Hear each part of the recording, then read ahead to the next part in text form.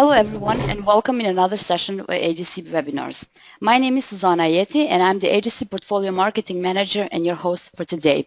As always, I'm delighted to have you all here with us. Today's topic is building a food safety culture into the organization. The goal of this webinar is to focus participants in cultural transformation tools, also known as CTT, that can help create a value-driven organization. To tell us more about it, joining us is Larry David Bowe, and he's the founder and principal consultant of Food Safety Navigator and has employed over 36 years of food safety management and 18 years in healthcare. If you have any questions or comments during the presentation, feel free to write them in the question box in the right-hand control panel. Please, Mr. Larry, you may start the presentation. Good day, and thank you for this opportunity to be able to speak to PEC Group and relating to building a culture of food safety. As Susan has said, my name is Larry Bowe, and I'm your presenter today.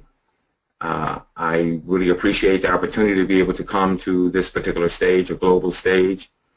And if I could just take a minute to sort of reflect on the fact that it is a result of this global stage that food safety and a food safety culture has taken such a dramatic change. There was a day when all we needed to do was to focus on our individual food safety departments and policies and procedures that ensured that we were compliant. But today it is a great deal more. There is an expectancy, not just the fact that we're in business, not just the fact that we have a food service organization. There is an expectancy of quality, and that is also driven by our customers who are demanding health and safety, and when we can't deliver that, then they will go to or migrate to those organizations that can deliver that result.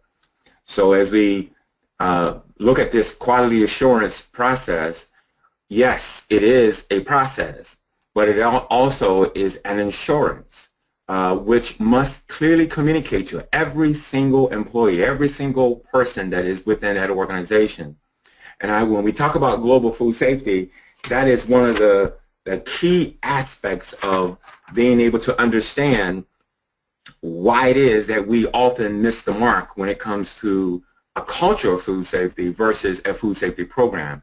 And we're going to talk about that expectancy. We're going to talk about the commitment to service and quality, and lastly, compliance. Most of the time, people, when they put together food safety programs, it is based on them meeting basic regulations. But it's more than that today.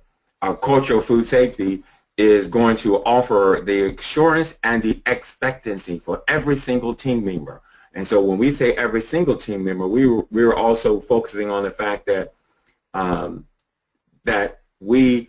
that the food service department no longer is the lead, no longer is the department that's running the process. So when you look at the definition here, a culture of food safety is built on a set of shared values that operators and their staff follow to proceed and provide food in a safe manner. But it's not just about food, it's not just about quality of product anymore. It's about maintaining a food safety culture that the operator and his staff, they know the risk. And when we talk about know the risk, there are some of the things that my background primarily is healthcare food service, and there are many days when we'll deliver trays and carts to the floor and the resident's not ready to drink that milk. And so the milk oftentimes sits on the counter, sometimes for several hours. If there is not someone within that organization, it could be a nurse, it could be a doctor, it can be a nursing assistant that knows the risk of that carton of milk sitting there. So we're going to, as we get into our conversation today, we're going to talk about direct and indirect messaging. And I tell you that the key to developing a culture of food safety that transform your organization is everybody knowing the risk, knowing why and how to manage the risk and why it's so important, and manage those risks in a way that will allow everybody to know their role, their place in this whole process. So when we look to put together a culture of food safety, every organization is going to have its own strategy. And so when I start to focus on, when I say organization, I'm believing that we have here different organizations, different individuals, different types of organizations. You're not just food service individuals anymore. We're going to talk about that in a minute. But the strategy of the overall organization with a good food safety culture is that it's individualized. It's not departmentalized anymore. It's individualized to enact practices that represent the shared values and point out where others may fail.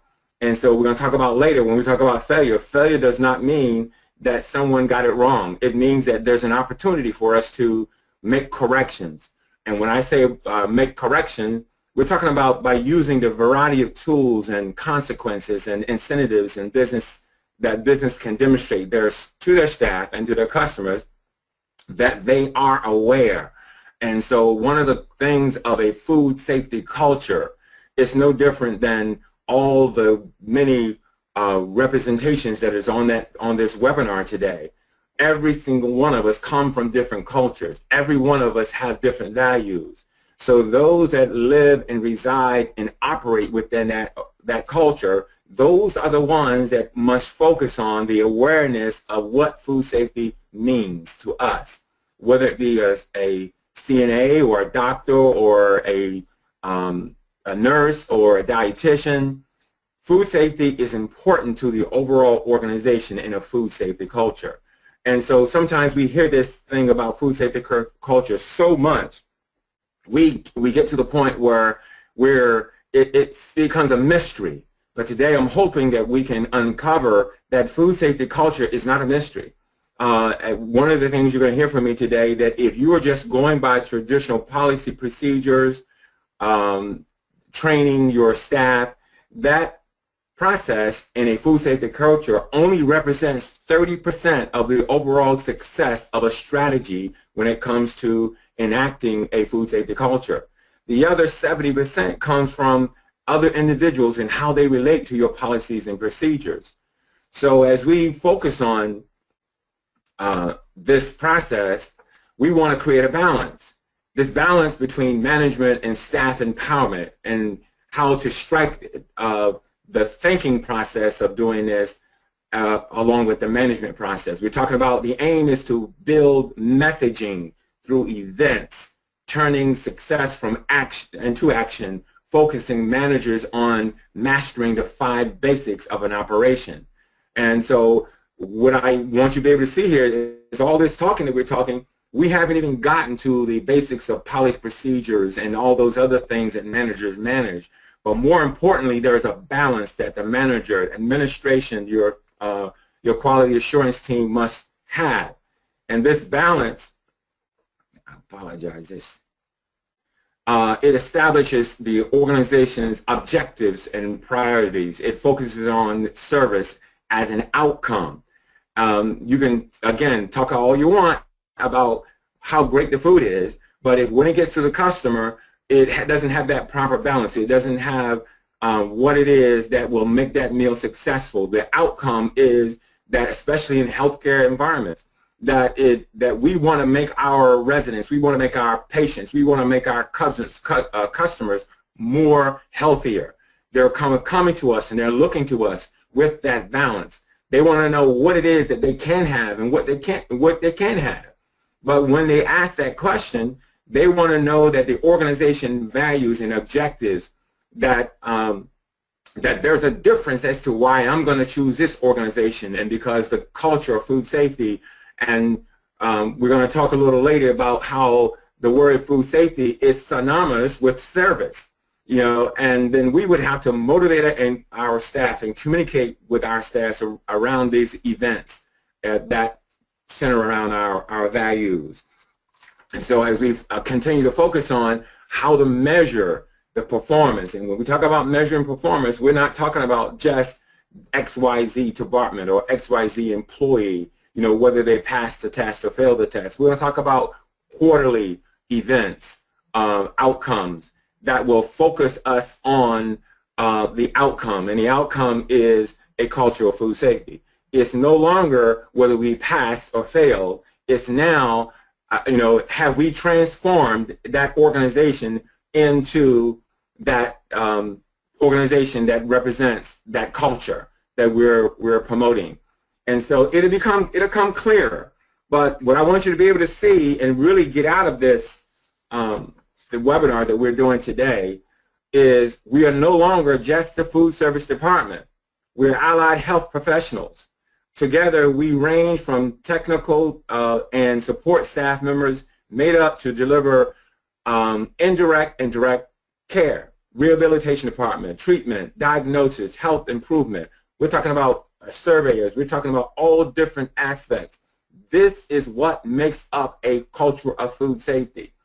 And, you know, even as a food service manager, one of the reasons why I have become so versed in this process is I had to get out of my bubble. I am not just a food service department. I had to take the message to people that didn't go to college like I did. So as we focus on that, we must focus on service as a standard and then recognize that we all have limitations. But then the limitations will focus on whether we meet regulations. So now who are we? We are not just dietary and nutrition. We are rehab. We are health systems. We are dietitians. I like the idea that a lot of the people that follow me now on my LinkedIn site, they actually are lab technicians. They are other professionals. They don't have a food background. They might have a science background. But all these things are now what it takes to create a culture of food safety. It is not just me. It's a team. And when we say team, we're not just talking about food service. We're talking about the nursing department if you are a part of a health organization. If you're not part of a health organization, there are allied groups that come to us and want to know how can we make the culture of food safety more effective. It's administration, it's management, it's all of us coming together. So as we focus on this, you know, one of the things that we want to be able to do this in this polling process, you see here there's a poll and you can participate if you have a device, your phone. If you go to that website, you'll be able to identify whether you are administration or clinical officer, whether you are nursing, which is direct and indirect care, whether you are a environmental health official, including inspection agencies, whether you are a medical or laboratory scientist or a social worker or a therapy department. And notice out of all of these, only 6 of these represent hospitality or food service workers. And again, so when we talk about, as we go into this process of recognizing who we are as a culture of food safety, we are no longer just the food service department. And again, you know, I want you to get used to this process, so I'm not going to wait. So as I focus on this, if you have gone to your device and chosen which one of these are you, we will be able to get a quick survey of the types of individuals that make up this body in this webinar, first of all, and then we can get a sense and an idea of, when we talk about a food safety culture, what types of individuals does it take to create a food safety culture. So this is when we talk about transformation of a culture of food safety, messaging by far is what makes the organization the culture of food safety. And when we talk about messaging, we're going to talk about formal messaging, but we're also going to talk about informal messaging. And when I finish this process, we're going to settle in on the fact that informal messaging is really which represents 70% of the culture of food safety. I'm going to say that again. So informal messaging, I'm going to show you the graphs, only represent 30% of you achieving a culture of food safety. It is the informal messaging that actually encompasses the greater messaging, the greater part of being able to achieve a culture of food safety. So when we talk about the formal messaging, we talk about policies, procedures, and processes. And so we're going to talk about the difference. And, you know, again, this webinar is not about policies, it's not about procedures, it's not about process, it's about the message of the transformation of a culture to a culture of food safety. So management role is to institute and serve as a teacher, as a monitor, applying the corrective actions as needed when it comes to policies and procedures. Corrective actions should not be viewed as discipline. So let me say that again. Corrective action should not be viewed as discipline. Corrective action applies to the deviation to the organization's values. Corrective action apply to deviations in that organization's values, policies and procedures, and processes. So when we talk about the 3 Ps, that is one of the first tools that we're going to identify in developing a culture of food safety. Policies, procedures, and processes serve as the foundation, as the guide to that organization. So the formal messaging relating to a clear policy, it basically focuses on the fact that that administration and management, and as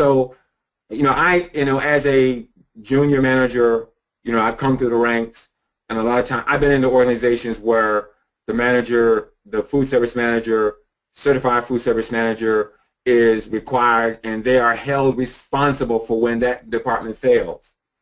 But when we talk about clear policy, we're talking about policies that come from and through the food service department, but they are not established by the food service department. The messaging is established through administration, excuse me. So the 3 Ps, when we look at this tool, it serves as the guide to the foundation of that organization. So it is true that clear policies should come from the director of the food service department, but it should focus on the messaging as it relates to, in this particular case, handling potentially hazardous foods. And so when we talk about handling potentially hazardous foods, we're not just talking about how to receive, we're talking about once that food also gets on the floor, it's still potentially hazardous, how to handle it. So the messaging also must focus on clear process. So when we talk about clear process, we're wanting to be able to focus on the fact that no matter who it is, whether it be a food service employee that is receiving items, in this particular case, we're talking about, again, handling potentially hazardous foods. In this particular case, we're talking about healthcare organizations using individually quick frozen as a best practice. And the interesting thing with this, I can feel individual chefs and that or individuals that think that, well, we would never use individually quick frozen because as far as being able to make sure that the quality is there, we were going to always use fresh chicken. And you know what? That is a good example of the values for that organization. But your policies better be very clear on how receiving is going to receive that, how whoever is going to process it is going to process it when they're handling raw poultry, how that you limit the space and make sure that it's clean and sanitized, give you an example when we talk about clear process here. So one health facility I was working in, they did decide to go from individually quick frozen to raw poultry, which needed to be cut up into strips, whether it be from the standpoint of chicken parts, et cetera, et cetera. No clear policy on making sure, and again, I'm not telling you what's right or wrong. The messaging must be clear if you're going to develop a culture of food safety. The whole idea here is that we're going to focus on what does it take to ensure that we have no outbreaks, that potentially hazardous foods are handled correctly throughout the process. So the procedure must be clear. In other words, if you are going to take on the additional burden of, and again, when I say burden, I don't mean that it's wrong. I mean that you need to make sure that it is clear that if you're going to use raw versus individual quick frozen, that it is clear the steps that are necessary in order for that organization, that operation, to be able to ensure that a culture of food safety is being carried out throughout this process. So now that we understand the necessity of clear policies, clear procedures, and clear process, let's talk about the formal messaging and what is involved as it relates to making sure that it's going throughout the organization. So one of the first things in a culture of food safety, this term orientation, staff orientation and onboarding. And so what we're going to be able to see here is that onboarding makes clear that a new staff member understands the policies, procedures, and processes, and that they are onboarded with the values of that organization. And so when I look at orientation as the process by which the allied staff members are oriented to handling how they handle food products.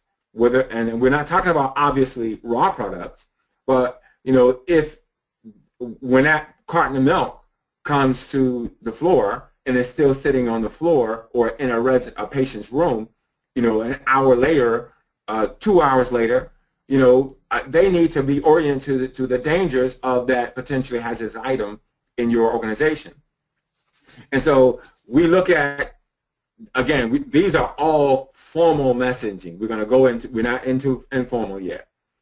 So we'll talk about the annual training. We're talking about how every food service employee is going to go to the in-service checklist. It reminds them of the organization values. It reminds them of the necessary requirements.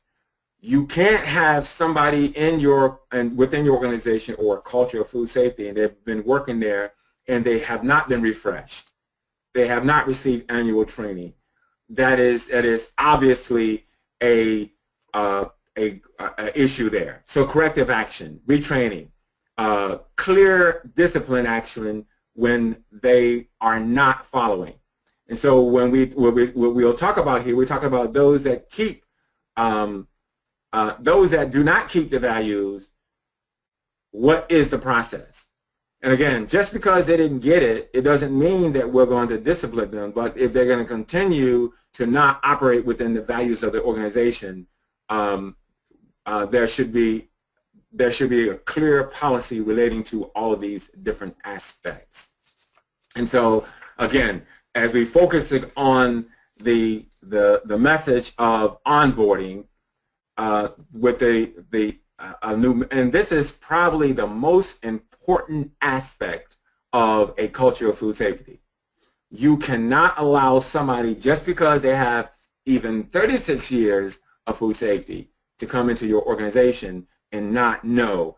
In other words, when we talk about onboarding, we're talking about the organization's socialization process, referring to the mechanisms through which new employees acquire the necessary knowledge, the necessary skill, the necessary behaviors to become effective within that organization membership. And so when we talk about the transfer of, or we talk about the socialization skills, and again, when we talk about culture, and we alluded to this earlier, we talk about how every country has its own values, has its own policies, has its own procedures, has its own constitution. And so the socialization process, even though I'm going to hire a cook or a manager that it cooks well, that's been doing this for 15 years, the process of knowing what our policies, procedures, and values are, it is the onboarding process. So we do that person who has all that great experience that is going to come into our organization, we do them a great disservice if we do not socialize them into our culture of food safety that transform our organization. They become the weak link, even though their experience, their expertise is why we ended up bringing them on board. So the orientation process, we talk about a formal process again, and we talk about all of our allied members. So now the culture of food safety in the formal sense has left the food service department, and it's now focusing on the allied food safe members of our team. We're talking about within the organization. So when we talk about orienting all of our allied members, so I talked about how the individuals that respond to my blogs, sometimes they work in a lab. They are isolated from the total food service process. Let me tell you, if you have an outbreak, he's going to know, because he's going to measure what particular disease or outbreak that caused it. For them, as being part of your team, to know your process helps them to be able now to be part of the culture of food safety and ensuring that that product, that outcome is never going to get to his desk, because what he's focused on is that, I'm gonna test that surface. I'm going to test that counter. I'm going to test, go in and swab someone's hand, just to reinforce the idea of, what it takes in order for us to continue to be a culture of food safety.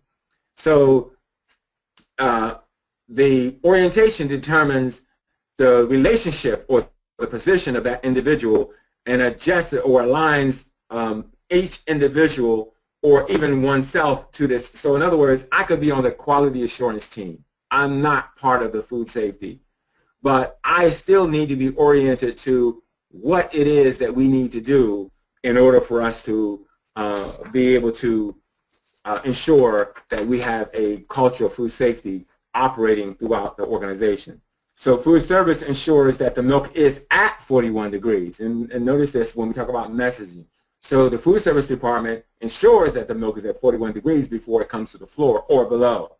But the CNA or the allied, when we talk about messaging now, allied member, when they see that milk still sitting on the counter or on that patient or customer's a nightstand 2 hours later, they understand now that they need to get that milk out of there. Ask that patient, can I get you some cold milk? And listen to the messaging. They didn't say, oh, you can't have that milk because you're going to get sick from that. No, can I get you some cold milk? And and because when they consume that milk, it's either going to be one or two things. It's going to be nourishing, refreshing. Listen to the message.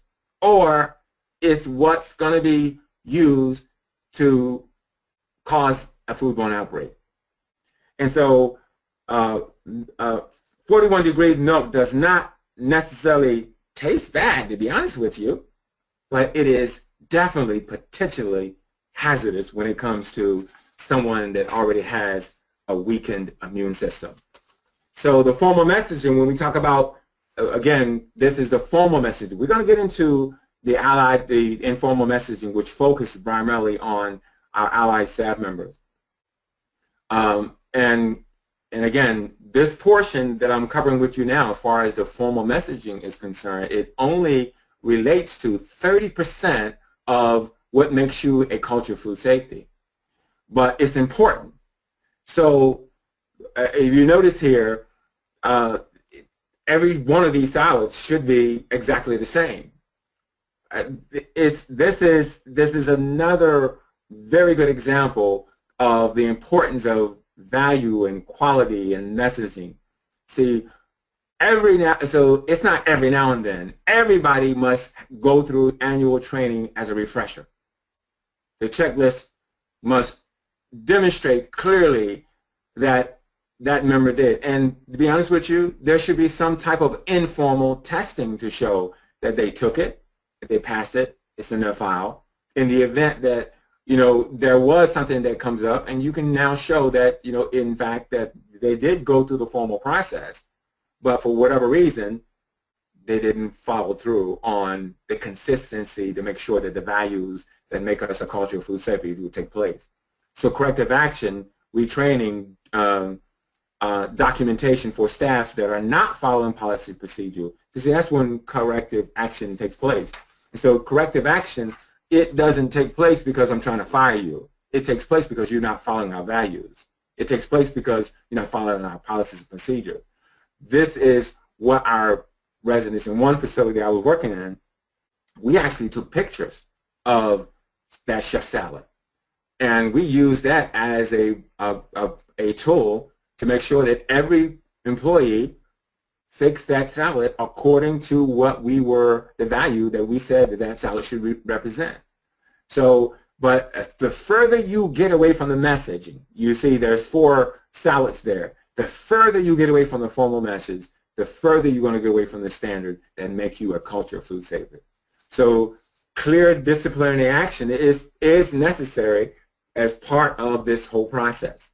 So, and it must include termination. In other words, it should be clear. Corrective action, it does not mean that you're going to be terminated.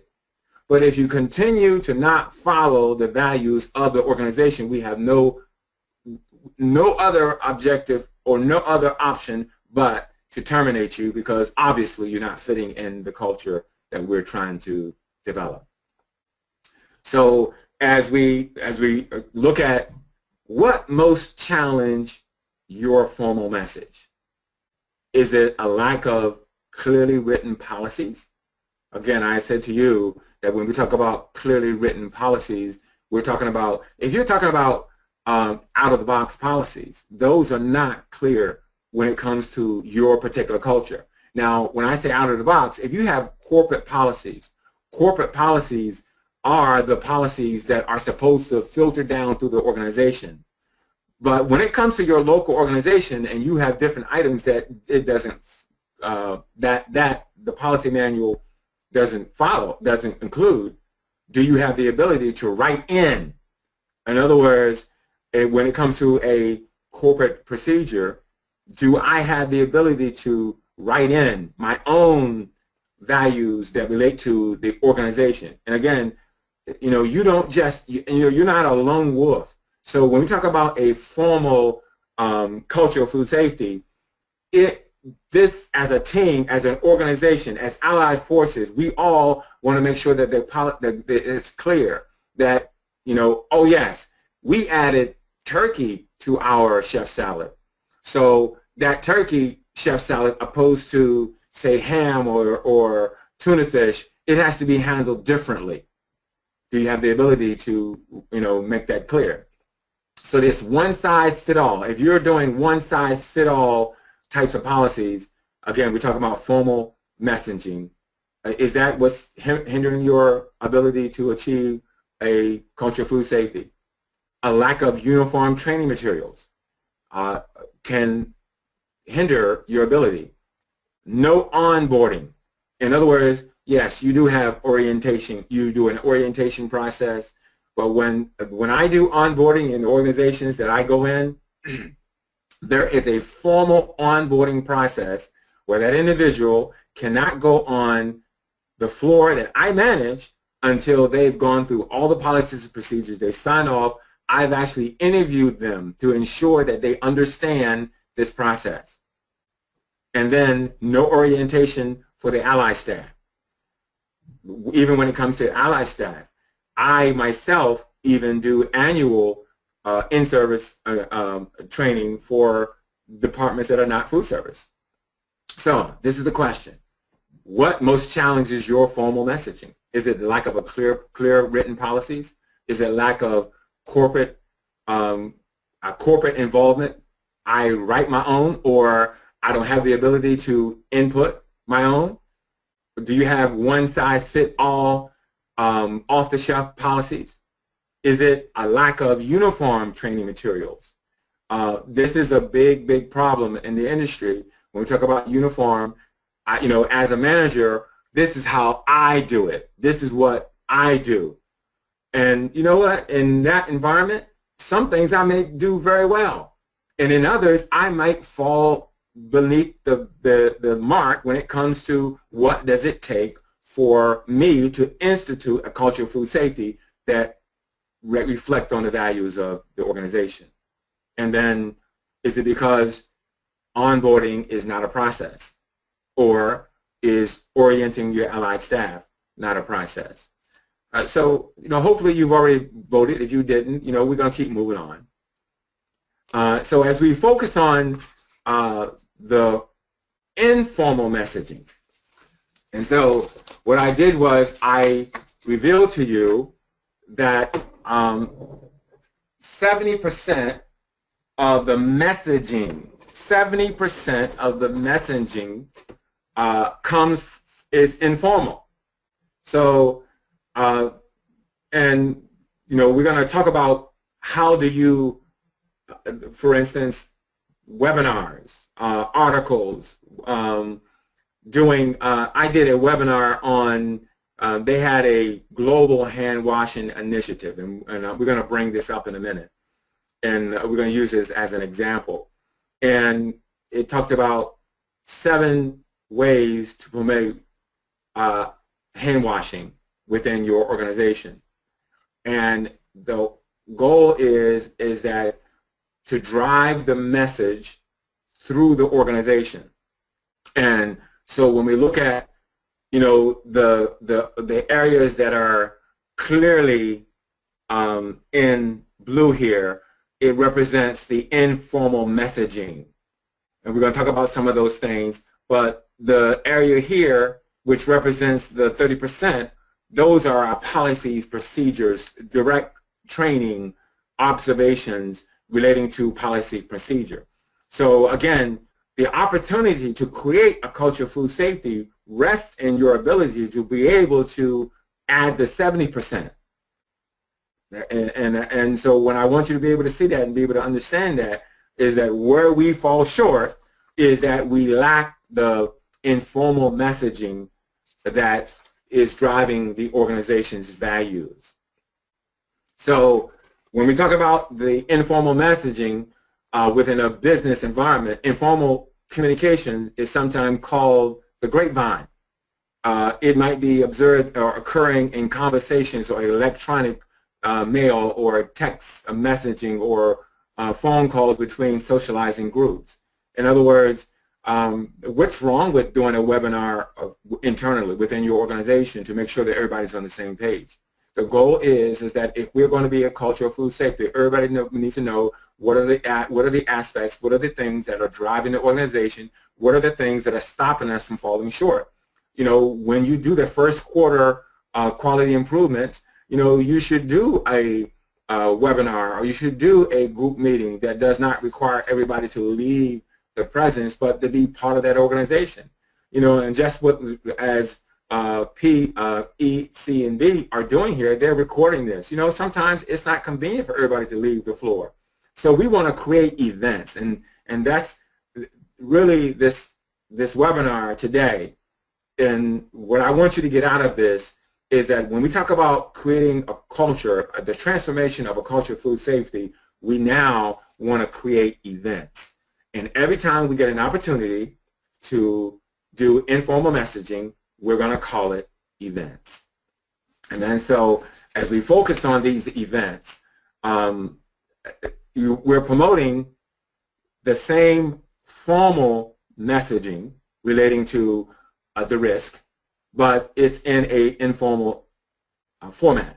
And so we're going to talk about, those in a minute. But this process, that I want to be able to so again, we're talking about informal messaging. So the communication of events outside of the formal organization structure. Informal messaging is not taking the policies and procedures and then pasting them on an email and then sending them out. We seek to fill the organization's gaps. In other words, we need to take a survey.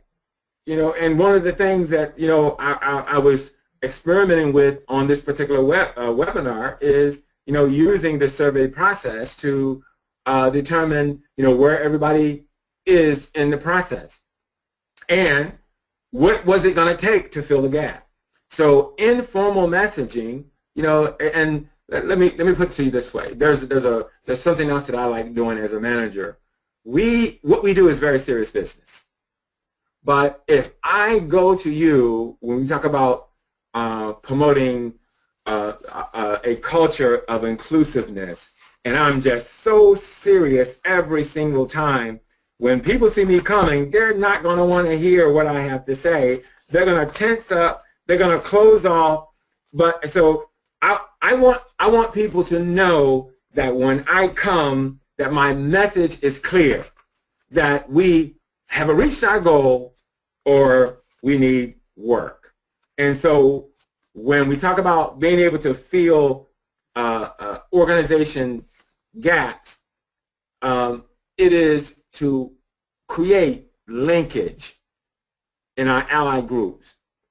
I talked about that guy that's going to be doing our lab testing. I should have communication with him. I want to know, based on what we do and how we do things, what is the result? I can't do that myself. The example that I use, how global hand washing day events can be used to heighten awareness. And when we talk about informal messaging, that's exactly what informal messaging does. Informal messaging heightens awareness of the culture of food safety. It heightens the message of, have we reached the mark? It heightens the message of, what is it that we need to do to improve our overall goal objectives? So as we look at that, these events are used to heighten awareness of food safety. And when I talk about food safety, again, I'm talking about a culture of food safety. I'm not talking about policies, procedures. These are informal. We talk about educational opportunities. We talk about creating events. We're talking about how to be able to send a message out there that would include other members of our allied group, staff, group members, partners, customers, community. When we want to promote ourselves as a culture of food safety, we don't want it to be just something that we tout ourselves. We want our customers to know how important this is to us. And those things come through, when we reward our employees, we have the opportunity to be able to, let them know how important a culture of food safety is to us. So when I talk about the linkage to the 7 events that relate to how to promote global hand washing, I'm going to give you some examples. And so one of those examples is creating a facility-wide campaign. And this is actual items, and these are examples. So I'm using this for hand washing, but I'm hoping that you would learn to adapt these principles to be able to create and know that quality QA, quality assurance, they need to create a campaign on how to roll out what it means to be a culture of food safety, focusing on 365 days of hand washing, how it saves lives, how, we may, it's been, how many days has it been since we had any sickness or norovirus or anything related to food handling. It's important that they understand that. We want to get the whole facility involved. And so every time we create these events, we're talking about hot dogs or drinks or opportunities for win prizes. We're talking about a total campaign. And anybody wants to know, when I talk about creating a campaign, if you want some information on that, you're going to email me, and I will send you some information on how to create a campaign. Number 2, it says a hand washing challenge. In other words, let's not just be stiff-necked on this. Let's create how one facility or one department creates a funny video on a policy, a procedure, or it doesn't have to be funny, but it needs to be enough that's going to get people involved, if you understand what it is. So it's a team challenge to the other groups on how and why global hand washing is important. And then the other thing is that we can sponsor community events, involve the other allied groups into this process, reinforcing the values that show the partnership, that teachable moment, creating those teachable moments that allow everybody else to get involved with this process. So what we want to do is that we want to be able to create events, informal events that basically say to our partners, say to our customers, say to our staff members, the transformation to a culture of food safety is important to us. And so when we say important to us, if all we're going to do is put the policies and procedures out there, then expect people to carry out policy procedures, again, I do understand that, again, the formal process, it's worked for a while. But to be honest with you, this is the reason why the messaging relating to a culture of food safety has become so important today, is because 30% is not enough. Creating electronic email events. So once your quality assurance, or once your food service manager or your food safety team have, created the measures, done an event, use this as an opportunity to create an electronic, and this is what the electronic email event does. The people that missed it, and again, I already brought out to your attention that there are going to be times when it's just not convenient for everybody to be at this webinar. So the recording is an excellent tool that when somebody slows down, or when they get home, or however they want to do it, now they can review their emails and they can see how this event created for us a culture of food safety. Number 5, create an ad or a button or a logo. Again, when we talk about ads or buttons or logos, we're talking about, a logo that represent the first quarter, second quarter, or the fact of your organization, your goal of, transformation into a culture of food safety. Create a button, that people can wear. Let that be a button. Let it be something that's attached to their name tag, so that, it says, ask me, what is a culture of food safety. Let your customers ask your employees. And can I tell you something? If your customers are asking your employees, guess what they got to do? They got to be able to make sure that they know the answer to what their role is in creating a culture of food safety. So this button cannot just be used for a button that can be used with your employees, but it also can be used on your website. It could be used on your advertisements. It could be used on your mail, and it could be everything. You said, again, ask me about our culture of food safety, because I'm going to tell you something. I'm not going to tell you that food safety is that important, but if I had to go to a hospital, if I had to go to a supermarket, if I had to go to somewhere, I want to know, I don't want to just know that the food is wholesome.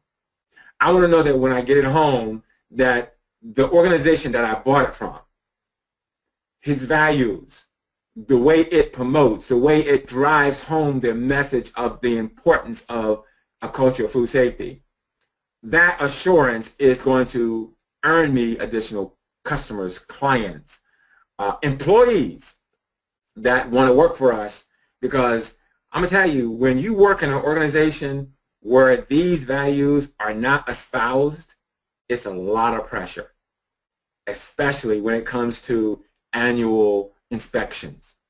And I'm going to tell you, when I said that, as soon as I said annual, all the managers, all the individuals that are used to taking and doing inspections on an annual basis, it sends shivers through your spine, because wow, we passed. But then it comes again. But can I tell you something?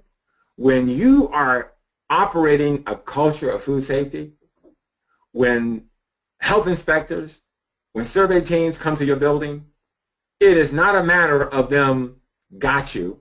It's a matter of them affirming that the policies, the procedures, the processes, that what you say and who you say you are, all they doing are affirming. They are not looking to take you down, but they are wanting to assure that the public is safe and that the things that are necessary in order for you to operate and to serve and to do what you need to do as far as regulations are concerned, that they are in place.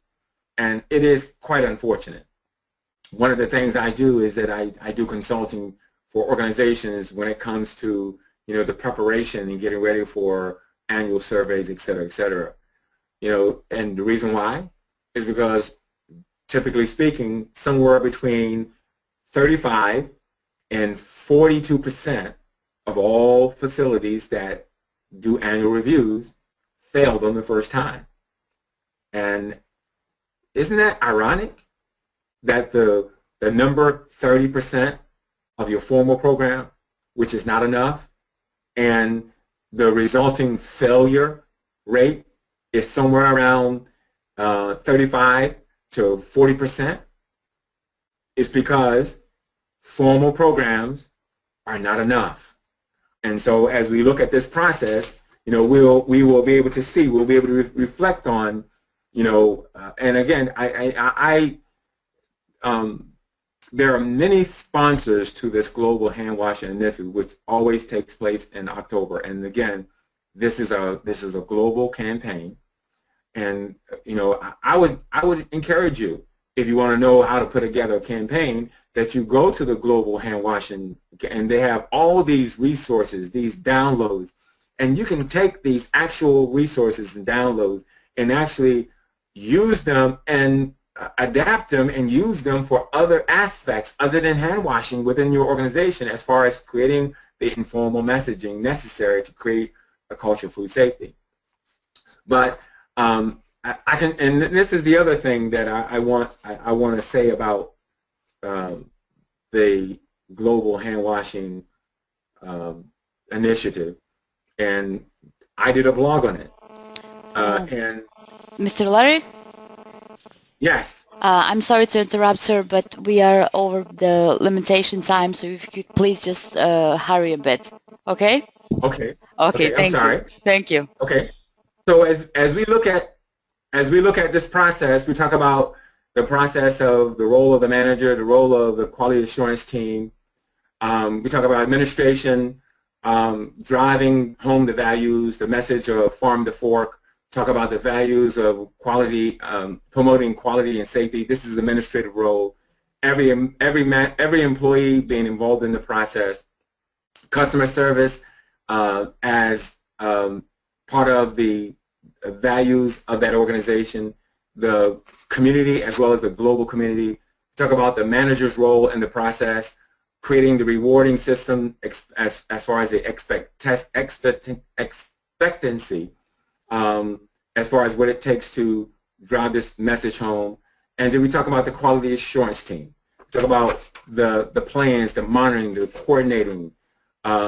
We talk about developing the training programs when the organization falls short. So we talk about the approval of the corrective action plans. We talk about the communication that is necessary to align your policies and procedures and the values of that organization. So as we focus on the necessity, the role that everybody play, We talk about the allied groups. We talk about the direct messaging. We talk about the messaging as a role. We talk about the roles that each of us play. We want to know more, you know, what it is, what other messaging, what do you want to know more about the culture of food safety and what it takes. Again, I want to thank everybody for participating. I do apologize for being off time-wise. I thought we were starting at 9:30, but I'm going to turn it back over to Susan, and she can talk about the organization. Again, Susan, I want to thank your organization for allowing me to do this webinar. I apologize for the timing, and I hope that it won't hinder us from doing something again. Mr. Larry, thank you very much for this presentation. I would like to inform that PCB provides training and certification services for ISO 22000 Introduction, Foundation, Lead Implementer, and Lead Auditor courses. This training is designed to help your organization deliver safe products and show that your organization is committed to excellence in food safety. A PCB certificate will demonstrate your dedication in implementing and managing these processes and frameworks, and most importantly, you will be recognized worldwide. I would like to thank Mr. Larry for the presentation once again. It was our honor having you as a presenter. I would also like to thank all the attendees for taking the time out of their busy schedule to join us. We hope you enjoyed this webinar. We received all of your questions, and because the time is limited, we will answer to your questions individually by email. Also, don't forget to check PCB's webinar schedule on our website, pcb.com, and subscribe to our YouTube channel so you can be updated with our weekly webinars. On behalf of PCB and our presenter, we wish you a great weekend. Bye.